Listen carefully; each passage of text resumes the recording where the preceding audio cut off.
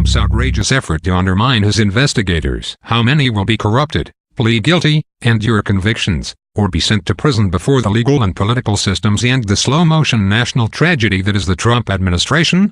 This is the logical question that must be asked in the wake of the New York Times revelation that the president has spent 2 years trying to subvert the investigation into his Russia connections. The president has publicly criticized the probe more than 1,000 times, according to another New York Times article. Meanwhile, he has reportedly pressured a variety of officials to influence the investigation.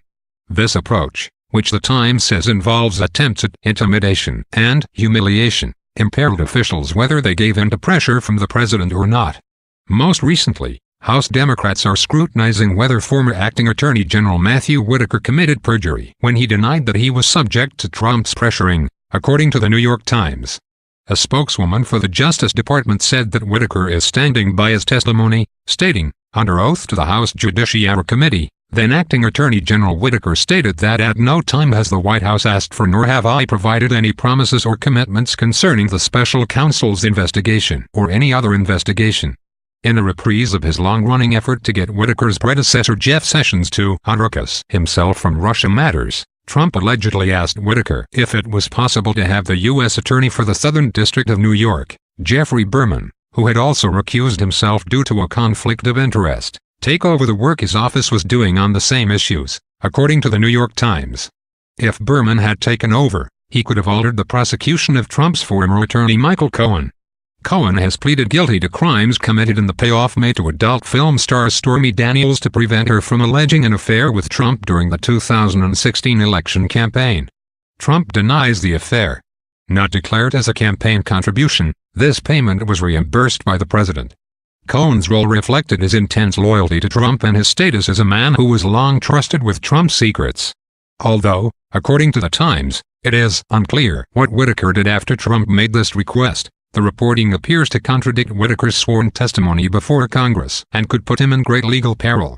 In this he joins a host of people, beginning with Cohen, who have been burned by their associations with a candidate-turned-president who has made norm-busting a hallmark. Michael Flynn, former National Security Advisor. Paul Manafort, former campaign chairman. Rick Gates, former assistant campaign manager. And George Papadopoulos, former advisor, have all been convicted of crimes thanks to their Trump connections, although many of their crimes are unrelated to their work on Trump's campaign.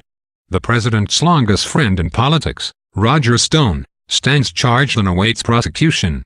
All of this could have been predicted on the basis of Trump's record even before he declared that he would run for the presidency in the summer of 2015. As a businessman, his business's multiple bankruptcies, abuse of consumers and the $25 million Trump University fraud, and disgraceful treatment of vendors and bondholders provided insight into his character. Then came the 2016 election, where Trump announced his candidacy with false claims about immigrants and crime, and proceeded to create a fissure between Trump supporters and those who refused to back him during the primaries. His name-calling and innuendo, including the suggestion that Ted Cruz's father was involved in the assassination of John F. Kennedy, would have been laughable if they hadn't been so destructive. After securing the nomination, Trump saw no need to hew to facts, or even exhibit basic decency, as he reveled in calls for his opponent to be imprisoned. Trump's rule-breaking has set the conditions for similar behavior in those surrounding him. The firings, resignations, and scandals have come at a furious pace, as those who respond to Trump have struggled to stand up to him while also maintaining standards that he has broken. This challenge, of confronting a rule-breaker without sacrificing one's own morality, forces people to make choices. The press, for example, has had to get used to calling out Trump's distortions, labeling his lies as lies.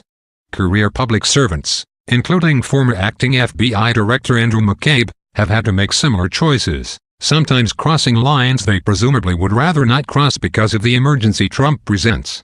In his new book about the Trump era, McCabe has told stories that would normally be kept secret within the Department of Justice.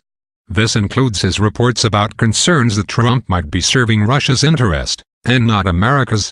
McCabe has been criticized for deciding to reveal this issue and others. It is possible that he is discomfited by it all but felt a duty to speak. Critics may say McCabe is settling scores and selling books. He seems to me to be sounding an alarm. Alarms have been ringing ever since Trump announced he wanted to be president, and they have grown steadily louder. As president, he has used the bully boy tactics of intimidation, humiliation, and threats that he employed in his long life before the White House. Resistant to change, certain of his superiority, he recognizes no higher calling than the sound of his own ego. He only knows the methods revealed by the Times, McCabe and others, and will not stop until someone forces him to.